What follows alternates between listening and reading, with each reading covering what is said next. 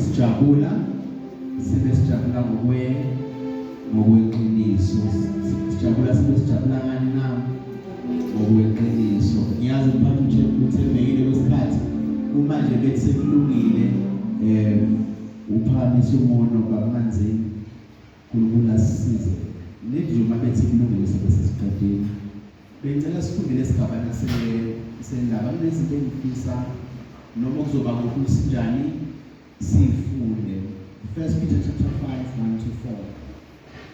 5:1-4 ngiyacela sonke uma singabhali manje uyinike isikhathi ufunde ngoba kunezinto ufuna sikhule noma ke siqhubeke nale ivangeli sibe sineqiniso lazo ngiphendule imibuzo wena mhlawumbe ufundisa umanzini ukuthi why namhlanje siphendula eminye imibuzo 1 Peter chapter 5:1-5 anginayo la eduze kwangicela ufundile manje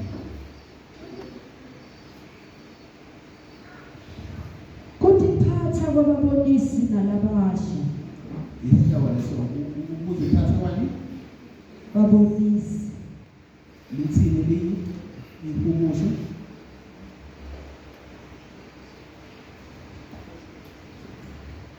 ukuziphatha kwamalunga nokwabasha ukuziphatha kwamalunga nokwabasha kuthini ihumusho futhi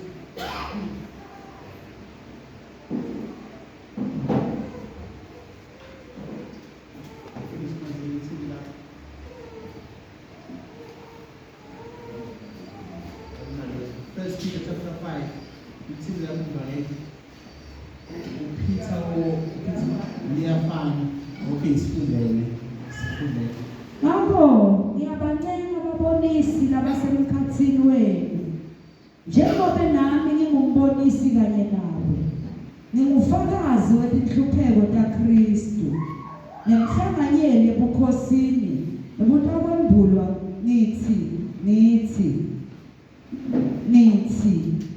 yelusani umhlambi waNkulunkulu leniwuphethe hayi ekugcinzetelwa kodwa ngenhliziyo levumako njengoba uNkulunkulu athanza ukuthi nende hayi ngekunaka inkokhelo nje kodwa ngentshisekelo yokukhonda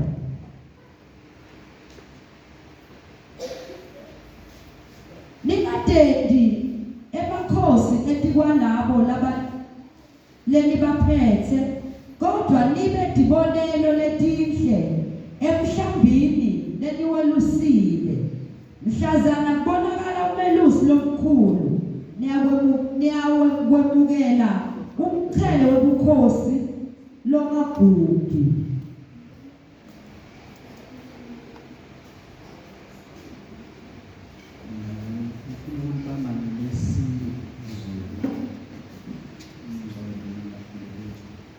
yesizulu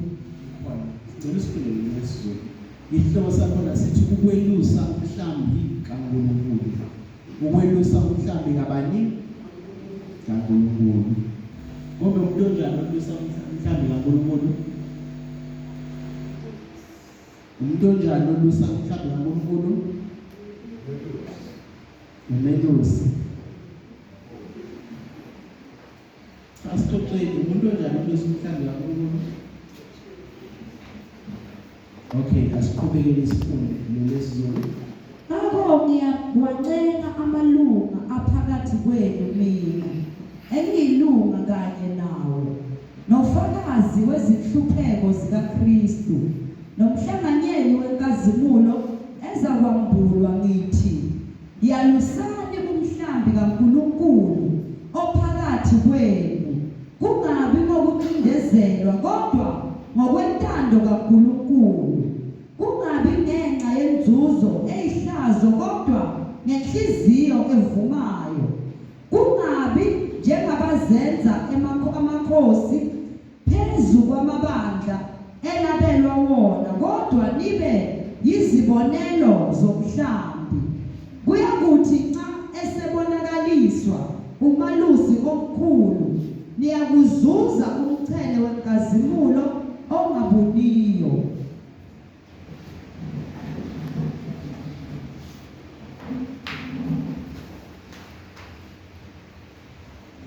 ukwelusa umhlambi kaNkulunkulu 1. Ngakho-ke ngiyawagqugquzela amalunga aphakathi kwenu, mina engiyilunga kanye nawo, nofakazi wezinhlupheko zikabani? ZikaNkulunkulu. Kanti umelusi ufakaza ngenhlupheko zikabani? ZikaKristu. Okay. Nomhlanganyeli enkazimulweni ezakwembula, ngithi yelusani umhlambi kaNkulunkulu phakathi wenu, ningawuphathi ngokungathi niphoqiwe. Ningawuphathi ngasinjani na? Niphoqiwe. Kodwa ngokuthanda njengalokhu uNkulunkulu enza, kungabi ngenxa yenzuzo eyihlazo, kodwa kube ngenhliziyo enjani na? Eshisekelayo. Kungabi inzuzo enjani na? Eyihlazo. Sithi silusa umhlambi kaNkulunkulu sibe senzela inzuzo enjani na?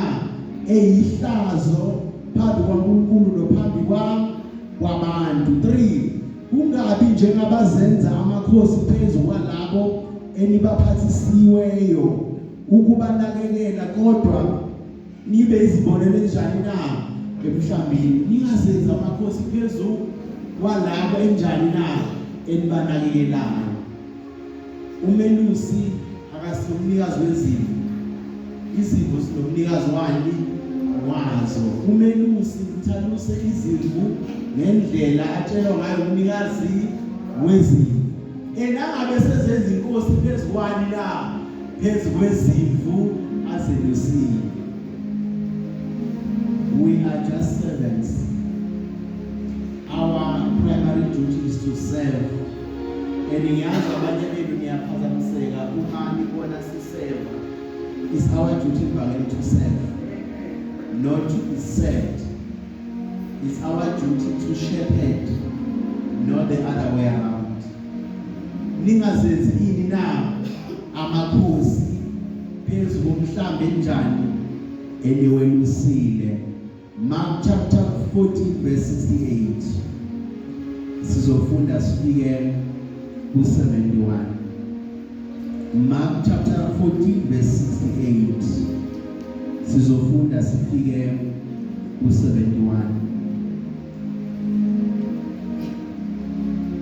Ubani owabhekana nesimo usukutholile ufunde sokuphiwa umuntu ukuthi uhamba naye, ukuyitshela ukuthi ninonke, uyitshela ukuthi konke nikwenza kahle. Ukubhekana nesimo sokuphiwa, uphiwe umuntu ukuthi hayi losiphila naye lo. Mark 14 verse 68 to 71. Mark 14, 68 to 71. Petro uphika Jesu. UPetro uphika ubani na? Jesu. uJesu. 68. Kodwa waphika Petro wathi, "Akade futhi angikuva ukuthi ukhuluma ngani." Waphumela ngaphandle esibuyeni, liqonze laseliyakhala. Yaphinda yambona lentombatana yaseyikhuluma nalabeme naye yathi, "Lo umlomunye wabo." Kodwa Petro waphinda waphika. Emva kwesikhashana laba beme naye bathi kuPetro, "Kuliqiniso ukuthi umlomunye wabo, ngoba nawo ungumGalile." Kodwa Petro wafunga atiqalekisa wathi, "Angimazi lo muntu lenikhuluma ngaye."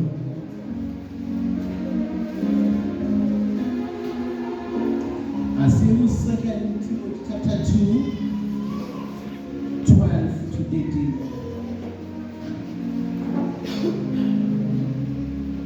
Ngizokhona ukudlalela 2 Timothy chapter 2 12 to 13.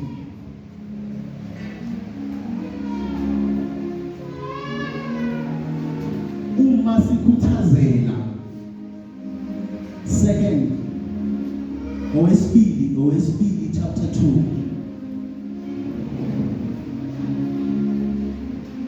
2 Timothy chapter 2, 12 to 13. 12 to Uma sikhuthazeka nasiqinisela siyawubusa kanye naye. uma siqinisela siyobusa kanye nobani kanye naye. Nasimphika naye futhi uyawusiphika. Uma simphika naye futhi unjani na uyosiphika.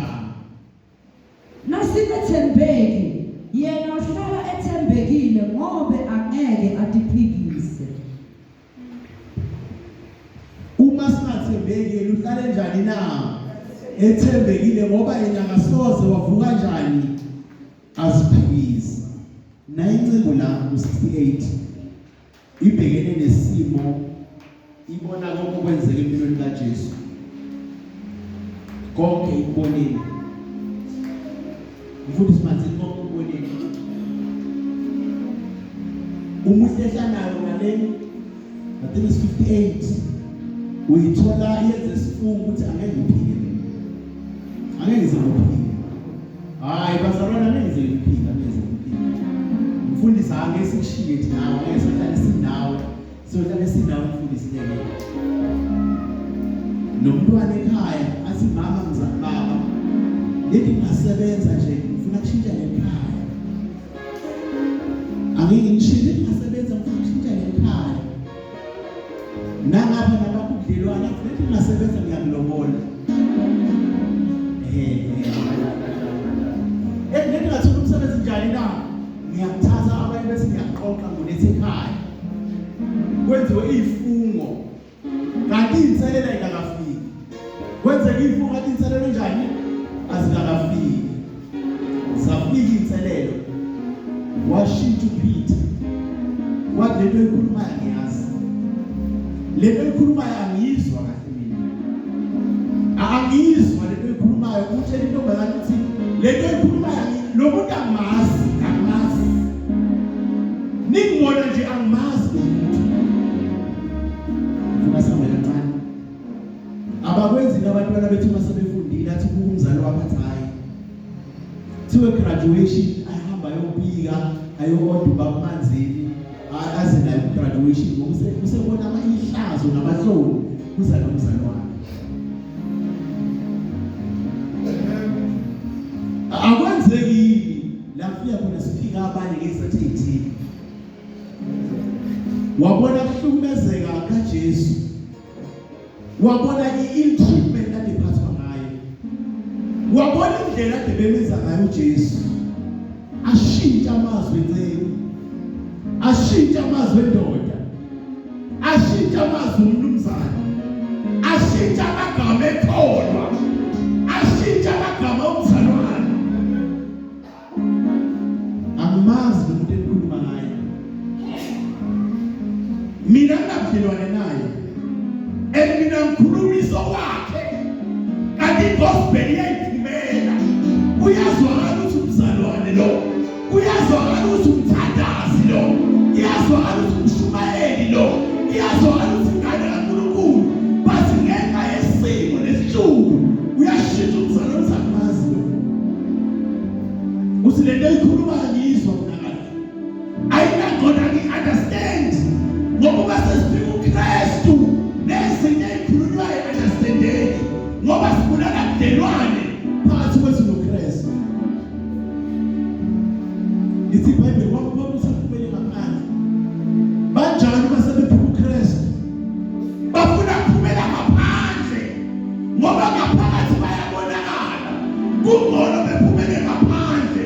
Lithi iBhayibheli wakhuluma ngamakhaya. Waphumela ngaphandle. Ngoba lesimo siyabiza. Vele masesikhulumile uyazwa umzalwane uyaphethuka aphuke lo mzalwane azuye lo azuvangeli uye lo bazuyadumisa bese abantu babebuka futhi uphumele ngaphandle. Namphika uKristu ngizodlulisa lokho nje ngiyandlalela kusaphi noma seyivuka lezi ungamphiki uKristu awuhambi sokwazi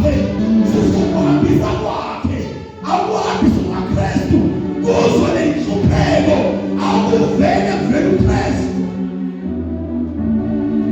zaphakamisa phela uJesu yaqala indoda yashintsha ithoni sanimazi Jesu Kristu waseNazaretha nithi inkosi yamakhosi nithi uyasindisa nithi behamba naye hayi amazi mina ithi iBhayibheli ebuye untombazane noma losisi athi phela uhambiso kwakhe impela ukhuluma njengabo impela uvela njengabo samazi uKristu usho seyibuka bamanzini inselelo zasepinana msogwana ususu uKristu bathi ngifike naye nabanye bomthanda afike naye angahambi naye asazani umphika Jose emsebenzini wafa wawuye uKristu alusoma phakathi uzamazi mina amazi lekhuluma yena nithi ngifike naye la ngingangeni naye ngingenele la bathi umshado wabuseka siyambonga uKristu bathi from uKristu amazi mina kulo mshado kuwo mina ngingenele ngangena nemali yami ngangena nezinto zami amazi noKristu wena kodwa ukhamba kwakho kuyafanaza ukuvela kwakho kuyasho kuthi uKristu kubantu bombengeko ngaba ufika la ukhona namhlanje kepha siyayiphila impilo bazalwane yokuphila uKristu siyibona le ndoda mhlawumbe bengakashinyelwa umuntu kuyo but there was a prophecy ithi prophecy zokuphika iqhubhe ngakakhali la ngathathu already bengina something ekhalayo namhlanje somemezela ize ngaphika uKristu noma ifufu uyivuka noma izinto zenzeka noma umsebenzi ukhona noma umsebenzi ungekho ngiyaphuza ungaphika uKristu yajika indoda esamazi yesamazi uKristu mhlawumbe mina nawe sesiphila impilo yokuphila uKristu mhlawumbe siphila impilo yokuphila uKristu kungcono lo yasifunda kuye and wayisona iBhayibheli ngokwalokho wadazuluka wakhala after ikhuluma ekhala wesithathu iBhayibheli wakhala wayisona thina uzobe namhlanje asikhala siyisona ukuthi siyaphila losiphila siqhubeka ngathi konke kunormal siqhubeka ngathi konke kwenzekanga siqhubeka siqinisa silazi siqhubeka siqinisa lishunyelwa kithi siqhubeka siqinisa sitshelwa siqhubeka siphile lempilo simphika uKristu kodwa singene naye kodwa sihamba naye kepha yena usibusisile yena wenza impilo yabayinhle mari inyathelo zethu nokwenza kwethu ziyamphika uKristu hlanganelani naye enhlobekweni yena ngazashintshiswa angeke azakhuluma ngaseyiqinisa iphikisa yena iBhayibheli kunomhlomulo noma kunomxhomelo wokubekezela enhlobekweni asakasebenzisa ivangeli mina inhlopheko ingakho iBhayibheli ithatha isiphambano sakho ungilandela sakho sonke siphambano sihamba nenhlopheko zakhona sihamba nokuphikwa sihamba nokuthukwa sihamba nokukholotelwa sihamba nokuphikiselwa ngamanzi sihamba nokushaywa sihamba nokulahlwa azihambi sonke siphambano sikaJesu kepha uyinhlupheko maseyivelile kwaba nepressure emphakathini kwaba nepressure emsebenzini kwaba nengcindezi ezikoleni bantwaneni bethu bayamphika uJesu bathi simazi thina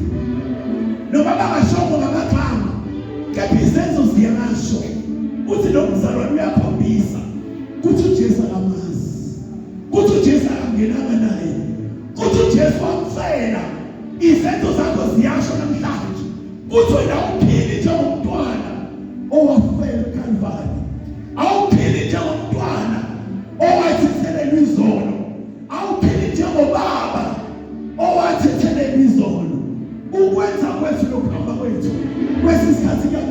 uJesu. Lithi iBhayibheli asibekezele kuze ube sekugcineni ngoba kunomqhele lasekugcineni.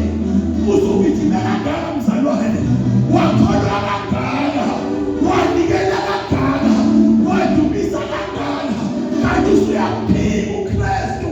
Usala umqhele ungenamnikazi, usala umqhele ungathathwa umuntu kodwa ugijimile. Yini indaba la?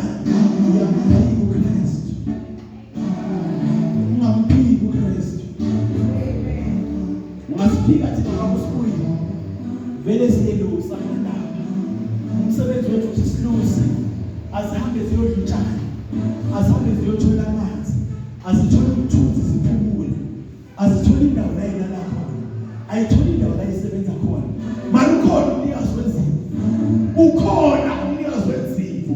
Uze ungamphiki, uyamazi la khiphe khona, uyamazi la sindise khona, uyamazi la kuthwale khona, uyamazi la usafuna akuthwale khona. Kodwa impilo yami nawe siyamphika uKristu.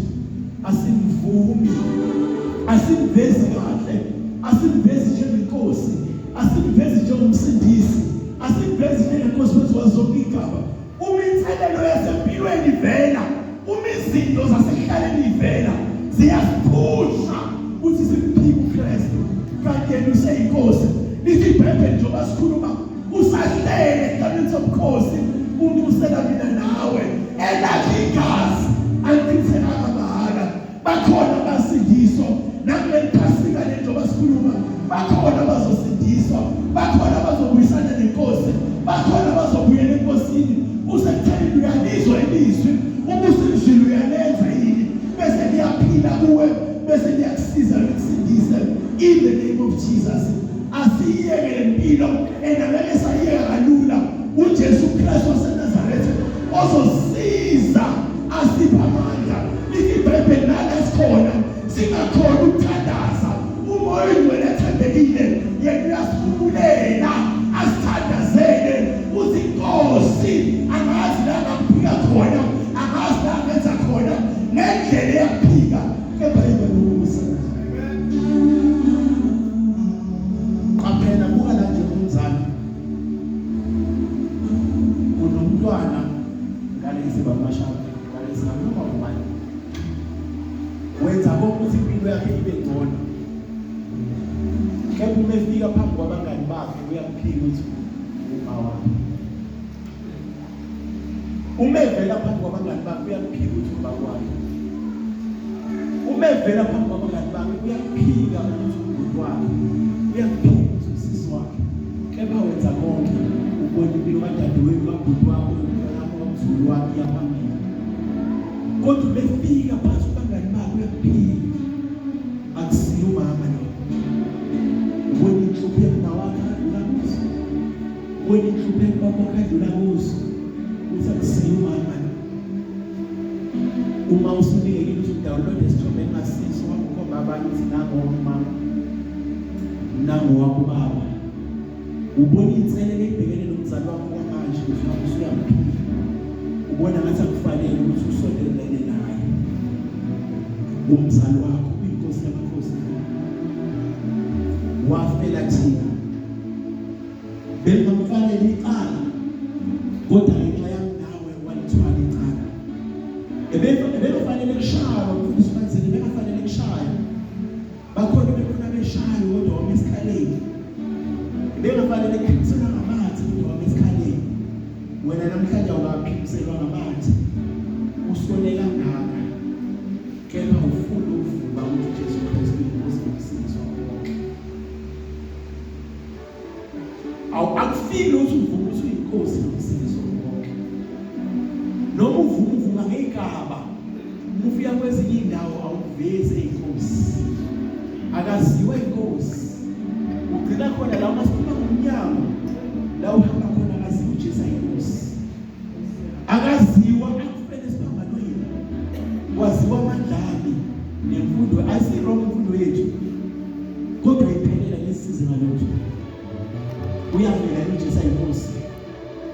Zothi namhlanje ungamphiki noma indlelezelo into efikile, uze ungamphiki uJesu kabusibuyi.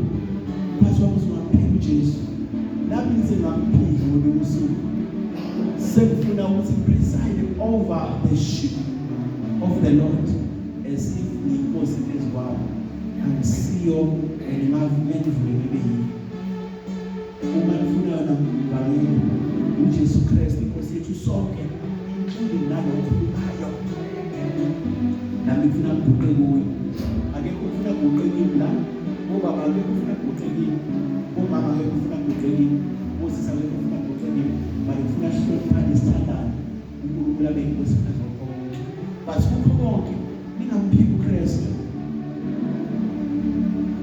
ningamphiki bazali uma le pain ophiwa umntwana wakho uyazi ibeke ukuthi njani uma ngokuphika uKristu uma umzali uyazi pain ophiwa umntwana wakho ibuke ukuthi njani sehlala lesisonke vayile singaka namanye ababani kodwa siyaphika uKristu ibuke le pain tingakanani ewubaba phezulu zonke izinto mara mina siyabambisana uthasenze impilo ephila uKristu siyavumelana uthasenze izinto ephila uKristu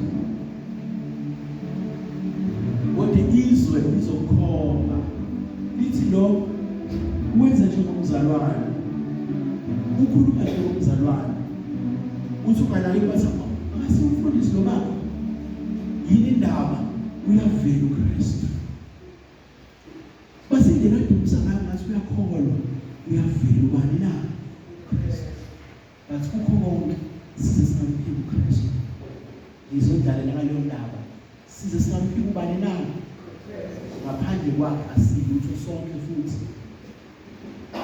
lesibusiso naso asikakavikeleki ukungena uKristu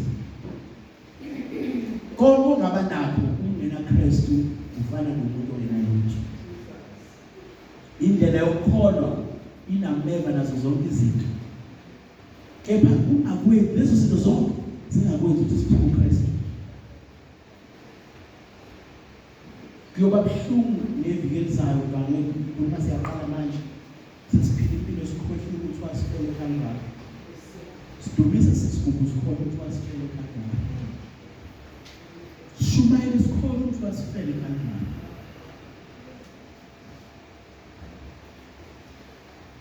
iningi lesa sifuyanga asinankukhu asinalutho uma kuthiwa kuyahlaba kohlaba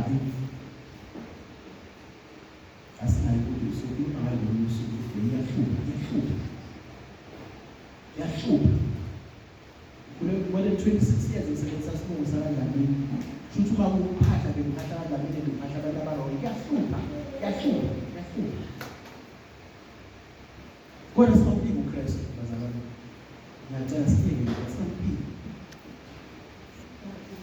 singamphiki bani zihlole hlola wena hlola umndeni wakho hlola inyathelo zakho hlola ukukhuluma kwakho hlola indlela ophatha ngayo abanye abantwana ngisho as child but ngisho as the children of God check indlela ophatha ngayo abanye abazalwane ukuthi iyamvuma uKristu uyamphika uma bekuKristu ebezokwenza kanjani uma uKristu bengazenze lona ungayenzi nawe uma bekuKristu bezokhuluma kanjani uma uKristu bengenze ikhulume nendlela ozophendula ungakwenzi ezinye indlela zokuphila ubani uKristu njengoba sithi day 1 uNkulunkulu akukhumbule ukuthi sizonisela lenkolo yeqiniso sithi sibusiseka sibe singamphiki phansi uKristu nami ngamphiki nawo uNkulunkulu ungayishayi ungayilimazi still uKristu uzokusiza uqhubekele ngomunye uKristu uzokusiza uqhubekele isigaba sempilo njani na ngobuso nathi sifuna sisize singamphiki uKristu ngokubaluleka uKristu noma ngajikala enhlanhla lesiboni your lifestyle yakho uyaphila uKristu and it's not for us to judge but to preach the truth siyathanda kakhulu ngiyathanda personally ngiyathanda kakhulu mara uthando lwethu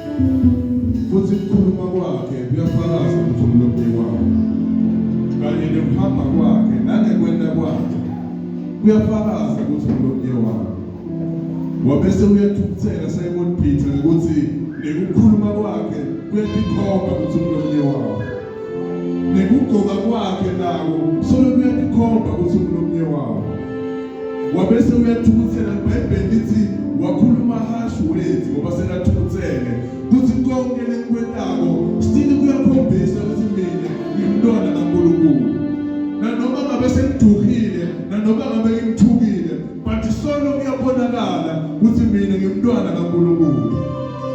Into lekayithatha ngamaSimon Peter ukuthi emtisoleni kwakhe wabese uyaxolisa kuNkulunkulu akazange ele njengaJudas Iscariot lolothena kabona ukuthi wonile wahluleka ukuxolisa wadecide ukuthi yena ibulala lalela noma ngabe sowonile Jesu still uyakuthatha and solo usamukelekile kuye ungadingi imali ulimade impilo yakho because sowendele okubi kuhle ukuthi nawubona ukuthi phela lokho lesekwendile kubi uthi isolo bese ubuyela kuye ekuthi isolo kwakhe Simon Peter ebona ukuthi phela sengenele okubi wakuyela kuye wayoxolisa because abona ukuthi lokho lekwendile kubi nabanye abantu bathi noma sebabonile ukuthi lokho lekwendile kubi akabuyela yoxolisa noma angadisoli ngalokho lekwendile nanoma mhlawumbe asala suka vele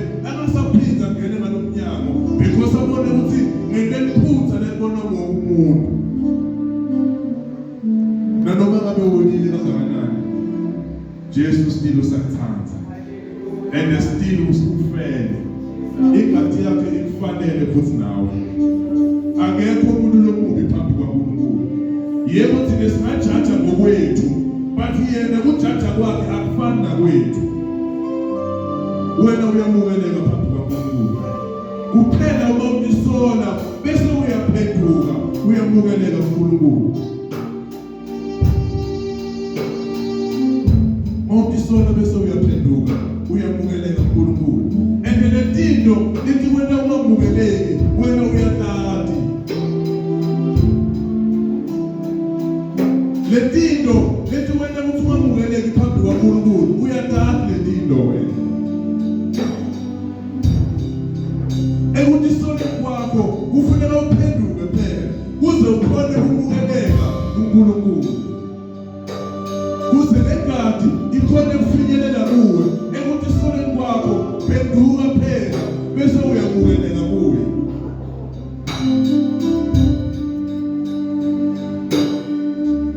Kuthi nakevele kuze likhala wakhumbula lamava wabese uyalisola ekutisoneni kwakho waphenduka. Awusimubi. Yebo noma amaphutha endekile akhona, but still uyamukeleka. Noma ngabe wendile amaphutha engadi ifanele nawe. Sonke simukelekile phambi kwaNkulunkulu. Simukelekile phambi kwaNkulunkulu. Wamukelekile phambi kwaNkulunkulu. Ungavumeli isitha sikutshele ukuthi wena uwamukelekanga phambi kwaNkulunkulu ngoba wena wende lokhu wena nalokhu. Awamukelekanga phambi kwaNkulunkulu because sitha siyema naso sikhondeme impilo yakho, simelane nempilo yakho, sikutshele ukuthi wena awamukelekanga phambi kwaNkulunkulu because wena wende lokhu, because wena umubi, awamukelekanga phambi kwaNkulunkulu. Ungavumi isitha siwende ungamukeleki phambi kwaNkulunkulu. Izinto kuNkulunkulu nanoma ngabe wendelani ungamphiki uNkulunkulu. Ungavumi isitha sikwende uphike uNkulunkulu ngenxa yezinto letendeke empilweni yakho. Ungavumi.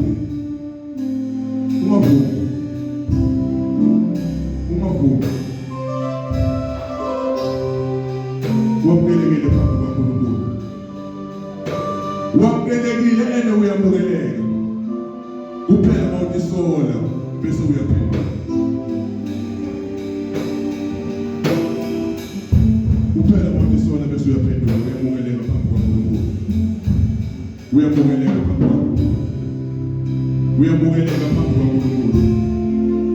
Phambi kwaNkulunkulu uyamukeleka. Uma utisola bese uyaphenduka. Baba egameni nasegazini likaJesu Kristu waseNazaretha, siphambi kwakho